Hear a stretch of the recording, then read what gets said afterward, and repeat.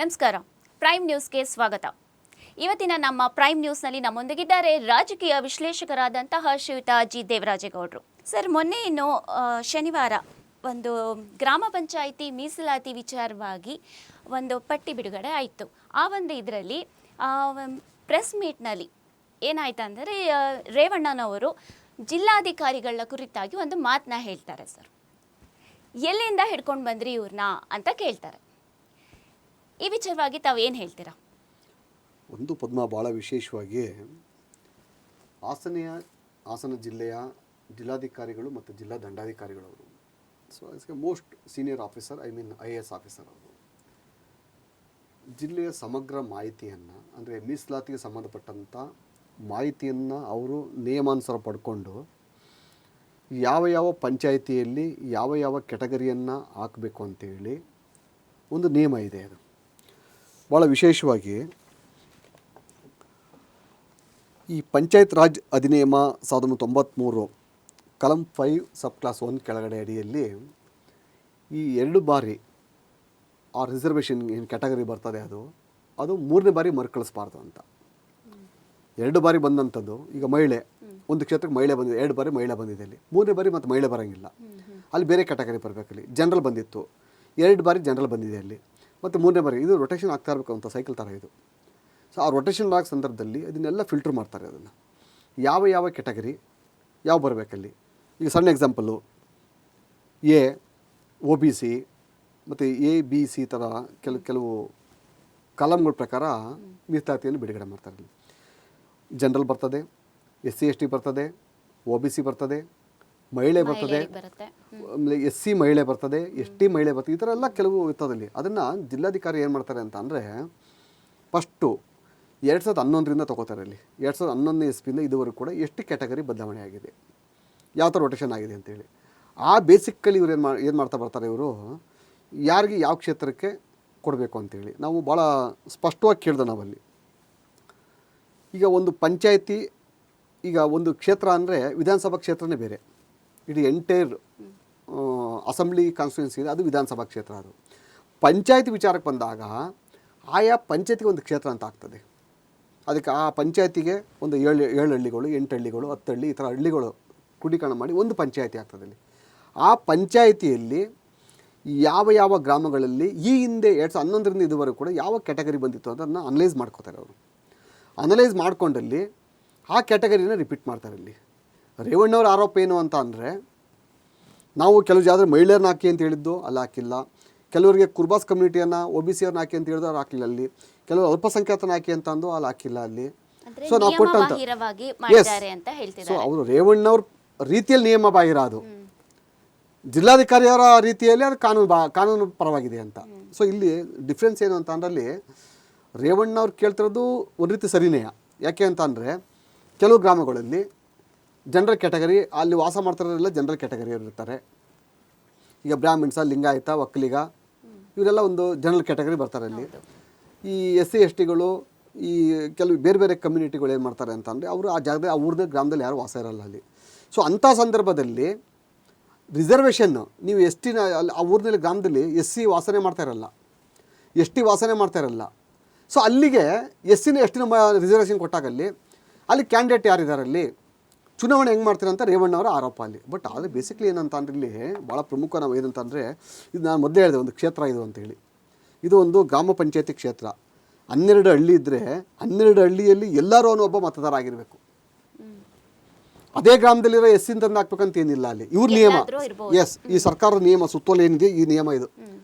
ಈ ಏನಂತಾರೆ 1993 5 ಸಬ್ ಕ್ಲಾಸ್ 1 ಮತ್ತು ಏನು 27/5/2026 ಏನು ನೋಟಿಫಿಕೇಶನ್ ಮಾಡಿರಲ್ಲ, ಅದರಲ್ಲಿ ಬರುವಂಥ ಪಂಚಾಯತಿ ವ್ಯಾಪ್ತಿಯಲ್ಲಿ ಬರುವಂಥ ಯಾವುದೇ ಗ್ರಾಮಗಳಲ್ಲಿ ಆ SC ಕ್ಯಾಟಗರಿ ಇತ್ತು ಅಂದರೆ ಅದನ್ನು ಇಲ್ಲಿ ತಂದು ಹಾಕ್ಬೋದು ಅಂತೇಳಿ ಇದು ನೀವು ಕೇಳ್ಬೋದು. ಅಲ್ಲಿ ಭಾಳ ನಮ್ಮನ್ನು ವೀಕ್ಷಕರು ಕೂಡ ಭಾಳ ಇದ್ರ ಬಗ್ಗೆ ಭಾಳ ಸ್ಪಷ್ಟ ಗೊಂದಲ ಇದೆ ಇಲ್ಲಿ.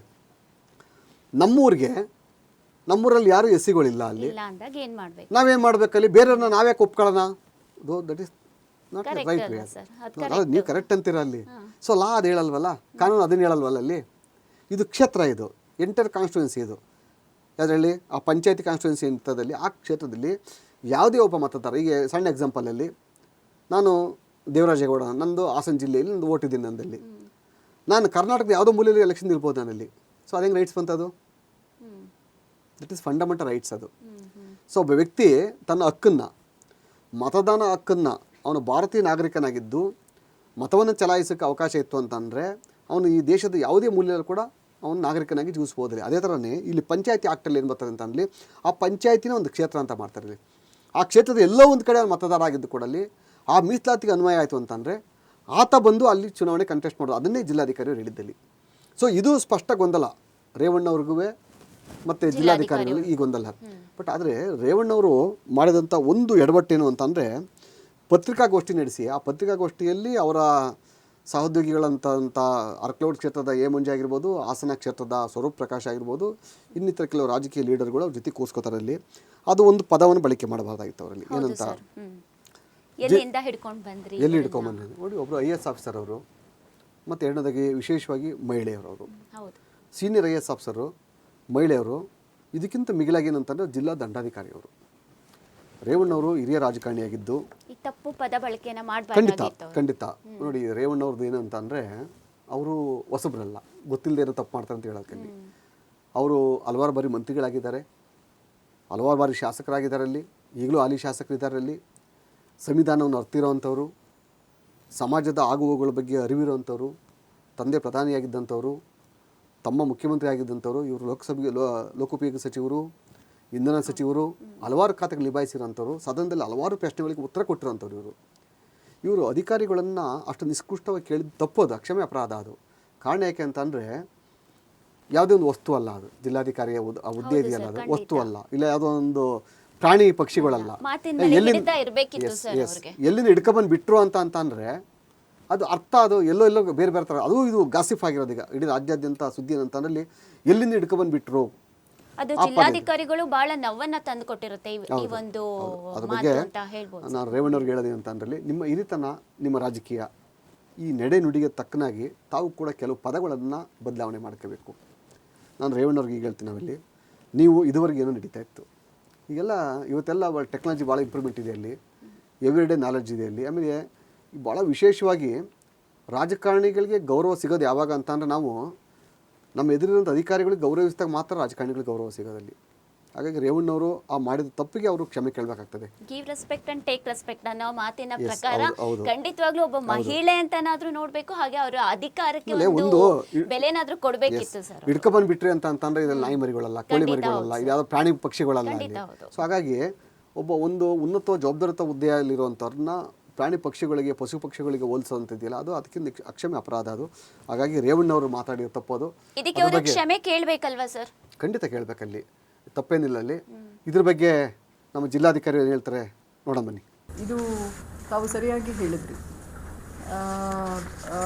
ಇದು ಮೊದಲ ಬಾರಿ ಏನೂ ಅಲ್ಲ. 3 ತಿಂಗಳಿಗೊಮ್ಮೆ 4 ತಿಂಗಳಿಗೊಮ್ಮೆ ಒಂದು ಪ್ರೆಸ್ ಮೀಟ್ ಕಾಲ್ ಮಾಡಿ ಅದನ್ನು ಒಂದು ವೈಯಕ್ತಿಕವಾಗಿ ಅಗೌರವದಿಂದ, ತುಂಬ ತುಚ್ಛವಾಗಿ, ಹಗುರವಾಗಿ ಮಾತಾಡಿರೋದು ನಮ್ಮ ಗಮನಕ್ಕೆ ಬಂದಿದೆ ಸಹ, ನಾವು ನೋಡಿದ್ದೇವೆ ಮತ್ತು ಕೇಳಿದ್ದೇವೆ. ನಾನು ಕೋರ್ಕೊಳ್ಳೋದು ಇಷ್ಟೇ, ಮಾನ್ಯ ಶಾಸಕರು, ತುಂಬ ಹಿರಿಯ ಮಾಜಿ ಸಚಿವರು, ಹಿರಿಯ ರಾಜಕಾರಣಿಗಳು, ಅನುಭವಿಗಳು, ಸಮಾಜದಲ್ಲಿ ಒಂದು ಸಂದೇಶ ಹೋಗ್ತದೆ. ಒಬ್ಬ ಅಧಿಕಾರಿಗಳು ತಪ್ಪು ಮಾಡಿದ್ರೆ ಖಂಡಿತ ಅವರಿಗೆ ದಾರಿಗೆ ಹೋಗೋ ಹಾಗೆ, ಅಥವಾ ಒಂದು ಕಾನೂನಿನ ಚೌಕಟ್ಟನ್ನು ಮೀರಿ ನಾವು ಕೆಲಸ ಮಾಡಿದ್ರೆ ಅದಕ್ಕೆ ಅದರದೇ ಆದ ಒಂದು ನಿಯಮಗಳ ಅಡಿಯಲ್ಲಿ ಅವರಿಗೆ ತಾವು ತಿಳಿಸುವ ಅವಕಾಶ ಖಂಡಿತ ಇದೆ. ಅದನ್ನು ತಿದ್ದುಪಡಿ ಮಾಡಿಕೊಳ್ಳೋದು ಅಥವಾ ನಿಯಮಾನುಸಾರ ಕೆಲಸ ಮಾಡೋದು ನಮ್ಮ ಜವಾಬ್ದಾರಿ ಇರ್ತದೆ. ಅದು ಹೊರತುಪಡಿಸಿ ವೈಯಕ್ತಿಕವಾಗಿ, ಮಾನಸಿಕವಾಗಿ ಅಷ್ಟು ಹಗುರವಾಗಿ ಒಬ್ಬ ಅಧಿಕಾರಿ ಬಗ್ಗೆ, ಜಿಲ್ಲಾಧಿಕಾರಿಗಳ ಬಗ್ಗೆ ಮಾತಾಡೋದು ಇದು ಅವರ ಘನತೆಗೆ ನಿಜವಾಗ್ಲೂ ತಕ್ಕದ್ದಲ್ಲ. ಯಾವುದೇ ಅಧಿಕಾರಿ ಇರ್ಬೋದು ಆ ವಿಷಯದಲ್ಲಿ. ನೋಡಿ, ಅಧಿಕಾರಿಗಳು ತಪ್ಪು ಮಾಡಿದರೆ ಅದಕ್ಕೆ ಕಾನೂನಾತ್ಮಕ ಕ್ರಮಗಳನ್ನು ವಹಿಸಲಿಕ್ಕೆ ಎಲ್ಲ ಅವಕಾಶ ಉಂಟು. ದಯವಿಟ್ಟು ಅದನ್ನು ಅವರು ಉಪಯೋಗಿಸಬಹುದು. ಅದು ಬಿಟ್ಟು ವೈಯಕ್ತಿಕ, ನೋಡ್ರಿ ಎಂಥ ಶಬ್ದಗಳನ್ನು ಬಳಸಿದ್ದಾರೆ ಅಂದರೆ ನಿಜವಾಗ್ಲೂ ಅದು ತುಂಬಾ ನಮಗೆ ನೋವನ್ನು ಉಂಟು ಮಾಡಿದೆ. ಒಬ್ಬ ಅಧಿಕಾರಿ ನೋಡಿ, ನಾವು ಚಿಕ್ಕವರಿದ್ದಾಗ ಅಂದ್ಕೊಂಡಿದ್ವಿ ಶಿಕ್ಷಣ ಪಡೆದರೆ ಗೌರವ ಕೊಡ್ತಾರೆ ಸಮಾಜದಲ್ಲಿ. ಶಿಕ್ಷಣ ತಗೊಂಡ್ವಿ, ಒಳ್ಳೆ ಉನ್ನತ ಅಧಿಕಾರಿ ಆದರೆ ಗೌರವ ಕೊಡ್ತಾರೆ. ಜಿಲ್ಲಾಧಿಕಾರಿ ಅಂತ ಉನ್ನತ ಅಧಿಕಾರಿ ಸ್ಥಾನದಲ್ಲಿ ಇದ್ರೂ ಸಹ ಗೌರವವಾಗಿ ಮಾತಾಡ್ತಾರೆ ಅಂದರೆ ಮತ್ತೆ ಇನ್ನು ಯಾವ ಸ್ಥಾನದಲ್ಲಿ ಇದ್ರೆ ಗೌರವ ಸಿಗುತ್ತೆ ನಮಗೆ? ನಾವೇನಾದ್ರು ತಪ್ಪು ಮಾಡಿದರೆ ತಿಳಿಸಿ ನಮಗೆ. ಖಂಡಿತವಾಗಿ ನಾನು ಕಾನೂನಿನ ಚೌಕಟ್ಟನ್ನು ಹೊರತುಪಡಿಸಿ ನಾವು ಕೆಲಸ ಮಾಡೋಕ್ಕೆ ಬರೋದಿಲ್ಲ. ನಾನು ಅಂತಲ್ಲ, ಯಾವ ಅಧಿಕಾರಿಗಳು ಮಾಡಲಿಕ್ಕೆ ಬರೋದಿಲ್ಲ. ಯಾಕಂದರೆ ಉತ್ತರವನ್ನು ಕೊಡಬೇಕಾಗ್ತದೆ. ನಾವೆಲ್ಲ ಬದ್ಧತೆಯಿಂದ ಕೆಲಸ ಮಾಡಬೇಕಾಗ್ತದೆ. ನಮಗೆಲ್ಲ ಒಂದು ನಿಯಮಗಳಿದೆ, ಆ ನಿಯಮದ ಚೌಕಟ್ಟಿನಲ್ಲೇ ನಾವು ಕೆಲಸ ಮಾಡೋದು ಸಹ. ಅದನ್ನು ಹೊರತಾಗಿ ನಾನೇನು ಮಾತಾಡಲಿಕ್ಕೆ ಇಷ್ಟಪಡೋದಿಲ್ಲ. ಬಟ್ ಕೋರ್ಕೊಳ್ತೇನೆ, ಈ ಥರ ಮಾತಾಡೋದು ಖಂಡಿತ ತಪ್ಪು. ಯಾಕಂದರೆ ಇದು ಏನಾಗ್ತದೆ, ಒಂದು ಸಂದೇಶ ಏನು ಹೋಗ್ತದೆ ಒಬ್ಬ ಜಿಲ್ಲಾಧಿಕಾರಿಗಳಿಗೆ, ಇಷ್ಟು ಹಗುರವಾಗಿ, ಇಷ್ಟು ಕೆಟ್ಟದಾಗಿ, ಇಷ್ಟು ಕೀಳಮಟ್ಟದಲ್ಲಿ ಎಲ್ಲಿಂದ ಹಿಡ್ಕೊಂಡು ಬಂದಿದ್ದಾರ್ರಿ? ನಾವು ಸಂವಿಧಾನಾತ್ಮಕವಾಗಿ ಒಂದು ಸಮಾನತೆಯಲ್ಲಿ ಸಂವಿಧಾನಾತ್ಮಕಕ್ಕೆ ಬಂದಿರೋ ಹಕ್ಕು ಇದು ನಮಗೆ. ಯಾರು ಬಂದು ನಮ್ಮನ್ನು ಕರೆದು ತಂದು ಇಲ್ಲಿ ಎಲ್ಲಿಂದನೂ ಹಿಡಿದು ಬಂದು ಕೂಡಿಸಿಲ್ಲ ಇಲ್ಲಿ ನಮಗೆ ಈ ಸ್ಥಾನಕ್ಕೆ ಬರುವಾಗ ನಮ್ಮದೇ ಆದ ಒಂದು ಹೋರಾಟ ಇದೆ, ನಮ್ಮದೇ ಆದ ಒಂದು ಸ್ಟ್ರಗಲ್ ಇದೆ. ಅದನ್ನು ಅರ್ಥ ಮಾಡ್ಕೊಳ್ಬೇಕು ಅವರು. ಈ ರೀತಿ ಕೀಳಮಟ್ಟದಲ್ಲಿ ಮಾತಾಡಿದ್ರೆ ಏನು ನೋಡಿ, ನನಗೆ ಎಷ್ಟೋ ಅಧಿಕಾರಿಗಳು ಹೇಳ್ತಾರೆ, ಅವರ ಬಗ್ಗೆ ಭಯ ಬೀಳ್ತಾರೆ ಮಾತಾಡಲಿಕ್ಕೆ, ಬರವಣಿಗೆಯಲ್ಲಿ ಕೊಡಲಿಕ್ಕೆ ಇದು ಮಾಡ್ತಾರೆ. ಒಂದು ಸಾರ್ವಜನಿಕ ವೇದಿಕೆಯಲ್ಲಿ ಒಬ್ಬ ಅಧಿಕಾರಿಯನ್ನು ಅಷ್ಟು ಹೀನಾಯವಾಗಿ ಕೀಳಮಟ್ಟದಲ್ಲಿ ಮಾತಾಡ್ತಾರೆ ಅಂದರೆ ತಪ್ಪು ಅಲ್ಲ ಇದು? ಯಾವ ಮೆಸೇಜ್ ಹೋಗ್ತದೆ ಸಂದೇಶ ಸಮಾಜಕ್ಕೆ? ನಾನು ತಪ್ಪು ಮಾಡಿದ್ದರೆ, ನಮ್ಮ ನಿಯಮಾನುಸಾರ ನಾವು ಮಾಡಿಲ್ಲ ಅಂದರೆ ಅವರಿಗೆ ಖಂಡಿತ ಅಧಿಕಾರ ಇದೆ ಅದನ್ನು ತಿದ್ದಲಿಕ್ಕೆ ಅಲ್ಲ, ಅವರಿಗೆ ಎಲ್ಲ ಕಾನೂನಾತ್ಮಕ ಎಲ್ಲ ಅವಕಾಶಗಳು ಇದೆ. ಯಾಕಂದರೆ ಅವರು ಶಾಸಕರಿದ್ದಾರೆ, ಒಬ್ಬ ಜನಪ್ರತಿನಿಧಿ ಇದ್ದಾರೆ, ಎಷ್ಟೋ ಜನಗಳನ್ನು ಅವರು ರೆಪ್ರೆಸೆಂಟ್ ಮಾಡ್ತಾರೆ. ಬಟ್ ಮೆಸೇಜ್ ಏನು ಹೋಗ್ತದೆ ಇದರಿಂದ? ಈ ದಿನ ಹಾಸನದಲ್ಲಿ ಗ್ರಾಮ ಪಂಚಾಯಿತಿ ಮೀಸಲಾತಿ ವಿಚಾರವಾಗಿ ಜೆಡಿಎಸ್ ಪ್ರತಿಭಟನೆ ನಡೆಸಿದೆ. ಈ ಮೀಸಲಾತಿ ನಿಯಮ ಬಾಹಿರವಾಗಿ ನಿಗದಿಯಾಗಿದೆ ಹಾಗೂ ರಾಜಕೀಯ ಒತ್ತಡಗಳಿಂದ ಬದಲಾವಣೆ ಮಾಡಲಾಗಿದೆ ಎಂದು ಆರೋಪಿಸಿ ಜಿಲ್ಲಾಧಿಕಾರಿ ಕಚೇರಿ ಎದುರು ಧರಣಿಯನ್ನು ನಡೆಸಲಾಯಿತು. ಸರ್, ಹೌದು ಪದ್ಮ, ಭಾಳ ವಿಶೇಷವಾಗಿ ಇವತ್ತು JDS ತಂಡ ಸಂಪೂರ್ಣವಾಗಿ ರೇವಣ್ಣವರ ನೇತೃತ್ವದಲ್ಲಿ ಹಲವಾರು ಮಾಜಿ ಶಾಸಕರುಗಳು, ಹಿರಿಯ ಪ್ರಮುಖ ನಾಯಕರುಗಳು JDS ತಂಡ ಇವತ್ತು ಪ್ರತಿಭಟನೆಯನ್ನು ಮಾಡಿದರು. ಅದು ಜಿಲ್ಲಾಧಿಕಾರಿ ಕಚೇರಿಗಳನ್ನು ಮುತ್ತಿಗೆ ಹಾಕುವಂಥ ಕೆಲಸವನ್ನು ಮಾಡಿರಲಿ. ಭಾಳ ಪ್ರಮುಖವಾಗಿ ಅಲ್ಲಿ ನಾನು ಇದುವರೆಗೆ ಹೇಳಿದ್ನ ಕ್ವಶನ್ಸ್ಗಳು, ಸೊ ಇದನ್ನೇ ಮುಂದೆ ಇಟ್ಕೊಂಡಲ್ಲಿ ಮಾಜಿ ಶಾಸಕರ ಮತ್ತು ಮಾಜಿ ಸಚಿವರಾದ ಕುಮಾರಸ್ವಾಮಿ ಅವರು ಕೂಡ ಪ್ರಶ್ನೆ ಕೇಳಿರಲಿ. ಎಲ್ಲೋ ಒಂದು ಕಡೆ ನಮ್ಮ ಕ್ಯಾಟಗರಿ ವೈಸಲ್ಲಿ ನಿಮಗೆ ವ್ಯತ್ಯಾಸ ಆಗ್ತಾಯಿದೆ. ಅಲ್ಲಿ ನೀವು ಕಾಂಗ್ರೆಸ್ ಕೈಗೊಂಬೆ ಕೆಲಸ ಮಾಡ್ತಾಯಿದ್ದೀರಾ, ಅಂದರೆ ಸರ್ಕಾರದ ಕೈಗೊಂಬೆ ಕೆಲಸ ಮಾಡ್ತಾಯಿದ್ದೀರ. ಅಲ್ಲಿ ಮುಂದೆ MLC ಚುನಾವಣೆ ಅನುಕೂಲ ಆಗುತ್ತಾ, ಅವ್ರಿಗೆ ಎಲ್ಲಿ ಅನುಕೂಲ ಬೇಕಾಗುತ್ತೋ ಅಲ್ಲಿ ಮಾಡ್ಕೋತಾರೆ ಅಂತಿಲ್ಲ. ನಾನು ಒಂದು ಪ್ರಶ್ನೆ ಹೇಳೋದಂತ ಅಂದ್ರಲ್ಲಿ, MLC ಚುನಾವಣೆ MLCಗೆ JDS ನಿಲ್ತಾರಲ್ವ, BJP ನಿಲ್ತಾರಲ್ವ, ಕಾಂಗ್ರೆಸ್ ನಿಲ್ತಾರಲ್ಲ, MLC ಕಂಟೆಸ್ಟ್ ಮಾಡಲೇಬೇಕಲ್ಲ, ಅಲ್ಲಿ ಕ್ಯಾಟಗರಿ ಎಲ್ಲರಿಗೂ ಅನುಕೂಲ ಆಗುತ್ತಲ್ಲ ಅಲ್ಲಿ. ಸೊ ಅವ್ರ ಪ್ರಶ್ನೆ ಎಲ್ಲೋ ಒಂದು ಕಡೆ ಅವರಿಗೆ ರಿವರ್ಸ್ ಆಗ್ತದೆ ಅದು. ಸೊ ಇದರಲ್ಲಿ ಭಾಳ ವಿಶೇಷವಾಗಿ ನಾವು ಹೇಳೋದಂತಂದರೆ, ಕುಮಾರಸ್ವಾಮಿಯವರು HK ಕುಮಾರಸ್ವಾಮಿಯವರು ಕೇಳಿದಂಥ ಪ್ರಶ್ನೆಗೆ ಭಾಳ ನಯವಾಗಿ ಜಿಲ್ಲಾಧಿಕಾರಿಗಳು ಉತ್ತರವನ್ನು ಕೊಟ್ಟರು. ಅಲ್ಲಿ ಸರಿ, ಅದೇನಿದೆ ಅದನ್ನು ನೀವು ಅಬ್ಜೆಕ್ಷನ್ನ ಕೊಡಿ, ನೀವಲ್ಲಿ ಕೊಟ್ಟ ನಂತರ ಅದನ್ನು ಪರಿಶೀಲನೆ ಮಾಡಿ ಅಲ್ಲಿ ಮುಂದಿನ ಕಾನೂನು ರೀತಿ ಏನು ಕ್ರಮ ತಗೋಬೇಕು ಮಾಡ್ತೀವಿ ನಾವಲ್ಲಿ. ಬಟ್ ಆದರೆ ನಮಗೆ ನಮ್ಮ ನಾಲೆಜ್ ಪ್ರಕಾರ ಒಂದು ಸಲ ನೋಟಿಫಿಕೇಷನ್ನು ಫೈನಲ್ ಆದಮೇಲೆ, ಆ ಅಬ್ಜೆಕ್ಷನ್ಸ್ ಪೀರಿಯಡ್ ಕಂಪ್ಲೀಟ್ ಆದಮೇಲೆ ಅಲ್ಲಿ ಇದಕ್ಕೆ ಚಾಲೆಂಜ್ ಮಾಡೋಕ್ಕೆ ಓನ್ಲಿ ಹೈಕೋರ್ಟಿಗೆ ಮಾತ್ರ ಪವರ್ಸ್ ಇರುತ್ತೆ ಅಲ್ಲಿ. ಇವರು ಹೈಕೋರ್ಟ್ಗೆ ಹೋದ್ರು ಕೂಡ ಒಂದು ನೆಗೆಟಿವ್ ಏನಾಗ್ತದೆ ಅಂತಂದ್ರಲ್ಲಿ ಸೈಕಲ್ ರೊಟೇಷನ್ ಸ್ಟಾರ್ಟ್ ಆಗ್ತದೆ ಅಲ್ಲಿ. ಆ ಸೈಕಲ್ ರೊಟೇಷನ್ ಆಗ್ತದೆ ಅಂತಂದ್ರಲ್ಲಿ ಆ ಏನು ಕ್ಯಾಟಗರಿ ಏನು ಬಂದಿದೆ ಅದು, ಆ ಕ್ಯಾಟಗರಿ ಕಂಪ್ಲೀಟ್ ಆಗಿತ್ತು ಅಂದರೆ ಮತ್ತೆ ರಿಪೀಟ್ ಆ ಕ್ಯಾಟಗರಿ ತೊಗೊಳಕ್ಕಾಗಲ್ಲ ಅಲ್ಲಿ. ನಾನು ಮೊದಲೇ ಹೇಳಿದೆ ನಿಮಗೆ, ಅಲ್ಲಿ ಆ ಗ್ರಾಮದಲ್ಲಿ ಆ ಕ್ಯಾಟಗರಿ ಇಲ್ಲ ಅಂದ್ರೂ ಕೂಡ ಬೇರೆ ಕ್ಷೇತ್ರದವ್ರು ತಂದು ಹಾಕ್ಬೋದು ಅಂತ ಹೇಳಿ. ಸೆಕೆಂಡ್ ಪಾಯಿಂಟ್ ಏನು ಅಂತಂದರೆ, ಭಾಳ ವಿಶೇಷವಾಗಿ ಕೆಲವು ಕಡೆ 900,000 ಓಟಿದೆ, ಅಲ್ಲಿ ಒಬ್ಬ ಕ್ಯಾಂಡಿಡೇಟನ್ನು ಮಾತ್ರ ಮಡಗಿದ್ದಾರೆ. ಅಲ್ಲಿ ಕೆಲವು ಕಡೆ 500 ಓಟಿದೆ, ಅಲ್ಲಿ 2-3 ಜನ ಕ್ಯಾಂಡಿಡೇಟ್ ಇದ್ದಾರೆ. ಸೊ ಅಲ್ಲಿ ಅದು ಟೆಕ್ನಿಕಲ್ ಇಶ್ಯೂಸ್ ಅದು. ಸೊ ಅಲ್ಲಿ ತಪ್ಪಾಗಿದೆ, ಅದಕ್ಕೆ ಅಬ್ಜೆಕ್ಷನ್ ಕೊಡ್ಬೋದು ಇವರು. ಸೊ ಅಲ್ಲಿ ಕ್ಯಾಂಡಿಡೇಟನ್ನು 900 ಕಡೆ ಒಂದು ಇಬ್ಬರನ್ನ HK ಎಕ್ಸಸ್ ಕ್ಯಾಂಡಿಡೇಟ್ನ ಹಾಕಿ ಇಲ್ಲಿ 500 ಕಡೆ ಒಂದು ಸಿಂಗಲ್ ಕ್ಯಾಂಡಿಡೇಟ್ ಹಾಕ್ಬೋದು, ಅದು ಮಾಡ್ಬೋದು ಇಲ್ಲಿ. ಸೊ ಇವರು ಅಬ್ಜೆಕ್ಷನ್ಸ್ ಅಲ್ಲಿ ರೈಸ್ ಮಾಡ್ಬೋದು ಇಲ್ಲಿ. ಜಿಲ್ಲಾಧಿಕಾರಿಗಳು ಏನಂತ ಹೇಳ್ತಿದ್ದಾರೆ ಸರ್? ಜಿಲ್ಲಾಧಿಕಾರಿ ನೀವು ಫಸ್ಟ್ ರಿಕ್ವೆಷನ್ ಕೊಡಿ, ನೀವು ಅದನ್ನು ಅದ್ರ ಬಗ್ಗೆ ಎಲ್ಲಿ ಲೋಪದೋಷ ಆಗಿದೆ ಅಲ್ಲಿ ಅದ್ರ ಬಗ್ಗೆ ನಾವು ಮೇಲಾಧಿಕಾರಿ ಕಳಿಸ್ಕೊಡ್ತೀವಿ ಅಂತ ಹೇಳ್ತಾರೆ. ಅಲ್ಲಿ ಮೇಲಾಧಿಕಾರಿಗೆ ಹೋಗಲಿ. ಈಗ ಸಣ್ಣ ಎಕ್ಸಾಂಪಲ್ಲು, ಅಬ್ದುಲ್ ನಜೀರ್ ಅವ್ರ ಜಡ್ಜ್ಮೆಂಟ್ ಇದೆ ಅಲ್ಲಿ. 2017 ಒಂದು ಜಡ್ಜ್ಮೆಂಟ್ ಆಗುತ್ತೆ ಹೈಕೋರ್ಟ್ ಆಫ್ ಕರ್ನಾಟಕದಲ್ಲಿ ಒಂದು ಆರ್ಡರ್ ಆಗ್ತದೆ ಅಲ್ಲಿ. ಆ ಆರ್ಡ್ರಲ್ಲಿ ಸ್ಪೆಸಿಫಿಕ್ ಆಗಿ ಹೇಳಿದ್ದಾರೆ, ಅಲ್ಲಿ ಯಾವುದೇ ಕ್ಯಾಟಗರಿಯನ್ನು ಸೈಕ್ಲಿಂಗ್ ಮಾಡ್ಬೇಕಾದ್ರೆ, ಯಾವ್ಯಾವ ರೀತಿ ರೊಟೇಷನ್ ಮಾಡ್ಬೇಕಾದ್ರೆ ಅದು 3rd ಟೈಮ್ ನಂತರ ರಿಪೀಟ್ ಆಯಿತು ಅಂತ ಅಂದರೆ ಅಂಥ ಕ್ಯಾಟಗರಿ ಕೂರ್ಸಕ್ಕೆ ಬರಲ್ಲ ಅಲ್ಲಿ ಅಂತ. ಈಗ ಜನರಲ್ 2 ಟೈಮ್ ಬಂದಿದೆ, 3 ಟೈಮ್ ಮತ್ತೆ ಕೂರ್ಸಕ್ಕಾಗಲ್ಲ ಅಲ್ಲಿ.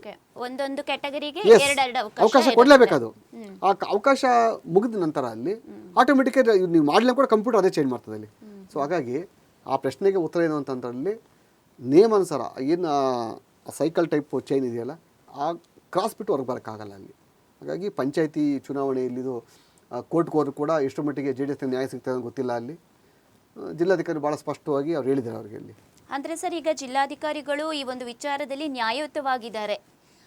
ಅಲ್ಲ, ನಾವು ನ್ಯಾಯಯುತವಾಗಿದ್ದಾರೆ ಅನ್ಯಾಯಯುತವಾಗಿದ್ದಾರೆ ಅಂತ ಹೇಳೋಕ್ಕಾಗಲ್ಲ. ನಾವಲ್ಲಿ ನಿಯಮವನ್ನು ನಾವು ಕ್ವಶನ್ ಮಾಡಿದಾಗ ಆಸ್ ಎ ಅಡ್ವೊಕೇಟ್ ಆಗಿ ನಾವಲ್ಲಿ ಈ ಇಂಥ ಕೇಸ್ಗಳನ್ನ ಚುನಾವಣಾ ಕೇಸ್ಗಳನ್ನ ನಡೆಸಿರೋದ್ರಿಂದ ಅಲ್ಲಿ ನಮಗೆ ಸ್ಪಷ್ಟ ಕಂಡು ಬಂದಿರೋದೇನು ಅಂತಂದಲ್ಲಿ ಕ್ಯಾಟಗರಿಯಲ್ಲಿ ರೊಟೇಷನ್ ಆಗೋ ಸಿಸ್ಟಮ್ಸ್ ಇದೆಯಲ್ಲ ಅದರಲ್ಲಿ ಲೋಪದೋಷ ಆಗಿದ್ದರೆ ಖಂಡಿತ ನೀವು ಚಾಲೆಂಜ್ ಮಾಡ್ಬೋದು. JDS ಥರ ಒಂದು ಅದನ್ನು ನಾನು ಹೇಳಲಿಕ್ಕೆ ಇಷ್ಟಪಡ್ತೀನಿ. ಅಲ್ಲಿ ನಿಮಗೆ ಕ್ಯಾಟಗರಿಯಲ್ಲಿ ರೊಟೇಷನ್ ಸಿಸ್ಟಮಲ್ಲಿ DCR ಏನಾರ ವ್ಯತ್ಯಾಸ ಮಾಡಿದರೆ ನೀವು ಹೈಕೋರ್ಟ್ ಚಾಲೆಂಜ್ ಮಾಡ್ಬೋದು. ಇಲ್ಲ ಅಂತ ಅಂದರೆ ಅದು ಪರ್ಫೆಕ್ಟ್ ಆಗಿದ್ರು ಕೂಡ ನೀವು ಕೇಳೋ ಆ ಕ್ವಶನ್ಗೆ ಆನ್ಸರ್ ಸಿಗಲ್ಲ. ಜಿಲ್ಲಾಧಿಕಾರಿಯವರು ಒಬ್ಬರು ಮಹಿಳೆಯವರು ಅಟ್ಲೀಸ್ಟ್ ಮಹಿಳೆಯರು ಅನ್ನೋ ಕನಿಷ್ಠ ಗೌರವ ಇಲ್ಲದೆ ಮಾತನಾಡ್ತಾ ಅಲ್ಲಿ ಅಂತೇಳಿ ಈಗ ನಾನು ಒಂದು ಹಾಸ್ಯಾಸ್ಪದ ಏನು ಅಂತಂದರೆ, ಈಗ ರೇವಣ್ಣವರ ಮಗನ ಏಜ್ ಅವನು ಶ್ರೇಯಸ್ ಪಟೇಲ್. ರೇವಣ್ಣವ್ರಿಗೆ ಯಾಕಿಂತ ಸಮಯ ಬರ್ತೈತೆ ಗೊತ್ತಾಯ್ತಿಲ್ಲ ನಿಮಗೆ. ಅದು ಅವರಿಂದ ಕೇಳಿಸ್ಕೊಳ್ಳೋಕೆ ಒಂದು ಅವಕಾಶಗಳು. ಈಗ ನಾನು ಶ್ರೇಯಸ್ ಪಟೇಲ್ ಒಂದು ಅವಕಾಶ ಕಾಯ್ತಾ ಇದ್ದ ರೇವಣ್ಣ ವಿರುದ್ಧ ಮಾತಾಡೋಕ್ಕೆ. ಭಾಳ ವಿಶೇಷ ಏನು ಅಂತಂದರೆ, ಈಗ ಶ್ರೇಯಸ್ ಪಟೇಲ್ಗೆ ರೇವಣ್ಣ ವಿರುದ್ಧ ಮಾತಾಡಿದರೆ ಒಂದು ಹೀರೋ ಆಗ್ತೀನಿ ಅನ್ನೋದು ನಮ್ಮ ಕಲ್ಪನೆ. ಒಂದು ರೇವಣ್ಣ ಯಾವುದೋ ಒಂದು ತಪ್ಪು ಮಾಡ್ಕೋತಾರೆ, ಅವ್ರ ವಿರುದ್ಧ ಶ್ರೇಯಸ್ ಪಟೇಲ್ ಮಾತಾಡಿದರೆ ಜಿಲ್ಲೆಯಲ್ಲೇ ಒಂದು ಅವಾರ್ಡ್ ಕೊಟ್ಟರು ಅವನಿಗೆ ಅಂತ. ಸೊ ಹಾಗಾಗಿ ಇಮಿಡಿಯೇಟ್ ಪತ್ರಿಕಾಗೋಷ್ಠಿ ಕರೆಯುವಂಥದ್ದು ಅದೊಂದು ಎಸ್ ಅದು ಅಷ್ಟೇ. ಅಲ್ಲಿ ಈಗ ಅದಕ್ಕೆ ಸ್ಪಷ್ಟೀಕರಣ ಕೊಟ್ಟಿದ್ದೀವಿ ಈಗಾಗಲೇ. ಈಗ ಅದು ಮಹಿಳೆಯರ ಬಗ್ಗೆ ಮಾತಾಡ್ತಾರೆ ಅನ್ನೋದಲ್ಲ, ಜಿಲ್ಲಾಧಿಕಾರಿ ಮಹಿಳೆ ಇದ್ದಾರೆ, ಅದಕ್ಕೆ ಜಿಲ್ಲಾಧಿಕಾರಿ ಅವರು ಹೇಳಿದ್ದಾರೆ ಅಲ್ಲಿ. ಅದ್ರ ಪರವಾಗಿ ಬ್ಯಾಟಿಂಗ್ ಇನ್ನು ಹೊಸದಾಗಿ ನೋಡ್ತಾ ಇಲ್ಲ ನಾವಲ್ಲಿ. ಸತ್ಯಭಾಮದಲ್ಲೂ ಕೂಡ ಶ್ರೇಯಸ್ ಪಟೇಲ್ ಅದೇ ಕೆಲಸ ಮಾಡ್ತಿದ್ದಲ್ಲಿ ಅವ್ರ ಪರವಾಗಿ ಬ್ಯಾಟಿಂಗ್ ಮಾಡೋಂಥದ್ದು. ಸರ್ಕಾರದ ಪ್ರತಿನಿಧಿಗಳಲ್ಲ ಅವರೆಲ್ಲ ಅವರು. ಹಾಗೆ ಹಿಂದೆ ಇದ್ದಂಥ SP ಅವ್ರ ಬಗ್ಗೆನೂ ವಹಿಸ್ಕೊಂಡು ಮಾತಾಡ್ತಿದ್ದಂಥದ್ದು. ಅವ್ರು ಹೇಳ್ತಾರಲ್ಲ ಜಿಲ್ಲಾಧಿಕಾರಿ ಬಗ್ಗೆ SP ಬಗ್ಗೆ ಹಿಂಗೆಲ್ಲ ಮಾತಾಡ್ತಾರೆ ಅಂತ ಹೇಳ್ತಾರಲ್ಲ ಅಂತಂದ್ರೆ ಅವರು ಏನೋ ಅವ್ರ ಅಧಿಕಾರಿಗಳಿಂದ ಉದ್ಗಿರಿ ಪಡ್ಕೊಳಕ್ಕೆ ಮಾತಾಡೋದು ಶ್ರೇಯಸ್ ಪಟೇಲ್ದು. ಅದ್ರ ಬಗ್ಗೆ ನಾವು ಹೆಚ್ಚಿಗೆ ಒಲವು ಕೊಡೋದು ಬೇಡ ಅಲ್ಲಿ. ಕಾರಣ ಯಾಕೆ ಅಂತಂದರೆ, ರೇವಣ್ಣ ತಪ್ಪು ಮಾಡಿದರೆ ಅದನ್ನು ಕ್ಷಮೆ ಕೇಳ್ತಾರೆ, ಅದಕ್ಕೆ ಸ್ಪಷ್ಟವಾದಂಥ ಉತ್ತರವನ್ನು ಮೊನ್ನೆ ಜಿಲ್ಲಾಧಿಕಾರಿ ಕೊಟ್ಟಿದ್ದರಲ್ಲಿ. ಶ್ರೇಯಸ್ ಪಟೇಲ್ದು ನಮ್ದೇನಂತ ಬರೋದು ಬೇಡ ಅಲ್ಲಿ. ಶ್ರೇಯಸ್ ಪಟೇಲ್ದು ಒಂದು ಇದೆ, ಅದೇನೋ ಮತ್ತೆ ಇನ್ನೊಂದೇನೋ ಹೇಳಿದಾರಲ್ಲ, ಭಾಳ ಸಾಧನೆ ಮಾಡಿದ್ದೀವಿ ಅಂತೇಳಿ. ಹೌದು ಸರ್. ಹಾಗೆ ಪತ್ರಿಕಾಗೋಷ್ಠಿಯಲ್ಲಿ ಸಂಸದ ಶ್ರೇಯಸ್ ಪಟೇಲ್ ರವರು ಈ ಪತ್ರಿಕಾಗೋಷ್ಠಿಯಲ್ಲಿ ಮತ್ತೊಂದು ವಿಚಾರವನ್ನ ಹೇಳಿದ್ದಾರೆ. ಲೋಕಸಭೆಯಲ್ಲಿ ಅವರು ಹಲವಾರು ವಿಚಾರಗಳ ಬಗ್ಗೆ ಪ್ರಸ್ತಾಪನೆಯನ್ನ ಮಾಡಿದ್ದಾರೆ ಅಂತ ಹೇಳಿದ್ದಾರೆ ಸರ್. ಅಂದ್ರೆ ಹಾಸನ ಅಥವಾ ಅಭಿವೃದ್ಧಿ ಬಗ್ಗೆ ಎಲ್ಲ ನಾನು ಸಾಕಷ್ಟು ಮಾತನಾಡಿದ್ದೇನೆ ಅಂತ ಹೇಳಿದ್ದಾರೆ. ಇದ್ರ ಬಗ್ಗೆ ಏನು ಹೇಳ್ತೀರಾ ಸರ್?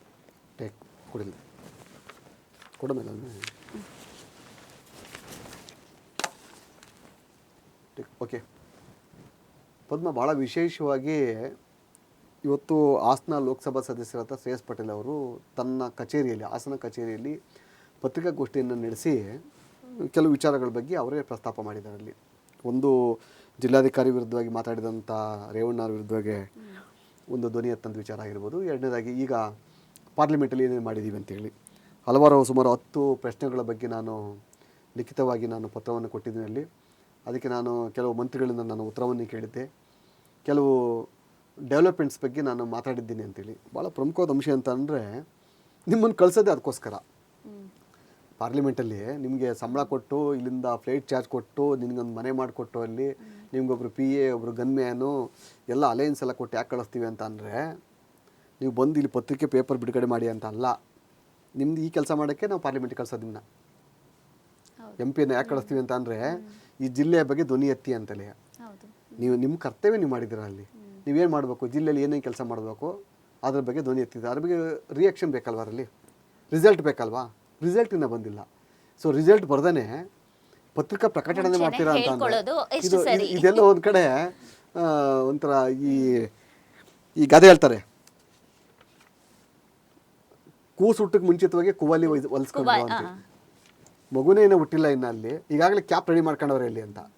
ಇನ್ನು ಈಗ ಇದು ಕ್ವಶನ್ ಬರೀ ಪತ್ರ ಕೊಟ್ಟಿರೋದು ಅಷ್ಟೇ ಪಾರ್ಲಿಮೆಂಟ್ಗೆ. ಅಲ್ಲಿ ಇಂಪ್ಲಿಮೆಂಟ್ ಆಗಬೇಕಲ್ಲ. ಅದು ಇಂಪ್ಲಿಮೆಂಟ್ ಆಗಿ ಬಂದಾಗ, ನಾನು ಇಂಥ ದಿವಸ ಇಂಥ ಪಾರ್ಲಿಮೆಂಟ್ ಸೆಷನ್ಸ್ ಹೌಸಲ್ಲಿ ನಾನು ಇಂಥ ಕ್ವಶನ್ ಎತ್ತಿದ್ದೆ, ನಾನಲ್ಲಿ ಇಂತಿಂಥ ಕ್ವಶನ್ಗೆ ಪಾರ್ಲಿಮೆಂಟ್ ಇಂಥ ಉತ್ತರ ಬಂತಲ್ಲಿ ಕನ್ಸರ್ನ್ ಮಂತ್ರಿಗಳು ನಮ್ಗೆ ಇಂತಿಂಥ ಕೆಲಸ ಮಾಡಿಕೊಟ್ಟಂತ ಅವತ್ತು ಕೆಲಸ ಮಾಡಿದ ನಂತರ ಆವಾಗ ಈ ಪೇಪರ್ ಬಿಡುಗಡೆ ಮಾಡಿದರೆ ಅದಕ್ಕೊಂದು ವ್ಯಾಲ್ಯೂ ಇರ್ತದೆ. ನಾನು ನಿಮಗೆ ಕೆಲಸ ಕೊಟ್ಟಿರೋದೇ ನಾವು ನಿಮಗೆ ಅಲ್ವ ಕೆಲಸ ಮಾಡಪ್ಪ ಅಂತ, ಪ್ರಶ್ನೆ ಎತ್ತಪ್ಪ ಅಂತ ಹೇಳಿ ನಿನ್ನ ಕೆಲಸ ಮಾಡಿದೆ ಅಷ್ಟೇ. ಅದ್ರ ಬಗ್ಗೆ ಬಂದು ಪ್ರೆಸ್ ಮೀಟ್ ಮಾಡೋಂಥದ್ದು ಏನಿದೆ ಅಲ್ಲಿ. ಸೊ ಹಾಗಾಗಿ ಅನುಭವ ಸಾಲದು MP ಗೆ. ಆ ಅನುಭವನ ಪಾಪ ಹೋಗ್ತಿದ್ದಾರಲ್ಲಿ. ಅದಕ್ಕೆ ಅವ್ರ ಆಸೆಗೆ ನಾವು ತಣ್ಣೀರು ಹೆಚ್ಚೋದು ಬೇಡ. ಹೋಗಿ ಅವರು ನಾವು ಕೂಡ ವಿಶೇಷ ಮಾಡೋಣಲ್ಲಿ ಕೆಲವು ಸಬ್ಜೆಕ್ಟನ್ನು ರೈಸ್ ಮಾಡಿ ಅಲ್ಲಿ ಇಂಪ್ಲಿಮೆಂಟ್ ಮಾಡಿ ಕನ್ಸರ್ನ್ ಮಿನಿಸ್ಟರ್ನ ನಮ್ಮ ಜಿಲ್ಲೆ ಬಗ್ಗೆ ಗಮನ ತಂದು ಅಲ್ಲಿ ಇಲ್ಲಿ ಬೇಕಾದಂಥ ಅನುದಾನವನ್ನು ಬಿಡುಗಡೆ ಮಾಡಿ. ಹಲವಾರು ಕ್ವಶನ್ ನೋಡಿದೆ ನಾವಲ್ಲಿ. ಈಗ ಸುಮಾರು ಮಕ್ಕಳ ಬಗ್ಗೆ, ಕಾಫಿ ಬೆಳೆಗಾರರ ಬಗ್ಗೆ, ತೆಂಗು ಬೆಳೆಗಾರರ ಬಗ್ಗೆ, ಹಲವಾರು ವಿಚಾರಗಳ ಬಗ್ಗೆ ನೀವು ಧ್ವನಿ ಎತ್ತಿದ್ದೀರಾ ಅಂತಂತ ತಾವೇ ಪ್ರೆಸ್ದಲ್ಲಿ ರಿಲೀಸ್ ಮಾಡಿದ್ದೀರಾ. ಸೊ ಅದು ಅಲ್ಲಿ ಇಂಪ್ಲಿಮೆಂಟ್ ಆಗಬೇಕಲ್ಲ, ಅದು ಮಾಡಿ. ಅನುಭವ ಇಲ್ಲ ಅಂತ ಕೆಲವು ಅನುಭವಸ್ಥರಿಂದ ಕೆಲವು ಮಾಹಿತಿಗಳನ್ನ ತೊಗೊಳ್ಳಿ ಸಂಸದರೆ. ಮುಂದೆ ಇಷ್ಟು ನಿಮ್ಮ ಕೆಲಸ ಸಕ್ಸಸ್ ಆಗಲಿ ಅಂತ ಕೇಳೋನಲ್ಲಿ ಅದಕ್ಕೆ ಮುಂಚಿತವಾಗಿ ಎಲ್ಲೂ ಪತ್ರಿಕಾಗೋಷ್ಠಿ ಮಾಡೋಂಥದ್ದು ಅದು ಸಮಂಜಸ ಅಲ್ಲ ಅದು ಅಂತ ನಾವು ಅವ್ರಿಗೆ ಹೇಳ್ಬೋದು. ಕಾರ್ಯರೂಪಕ್ಕೆ ಬರೋಕ್ಕಿಂತ ಮುಂಚೆನೇ ಪತ್ರಿಕಾಗೋಷ್ಠಿಯಲ್ಲಿ ಹೇಳೋದು ಅಷ್ಟು ಸರಿಯಲ್ಲ. ಸರಿಯಲ್ಲ ಅದು. ಓಕೆ.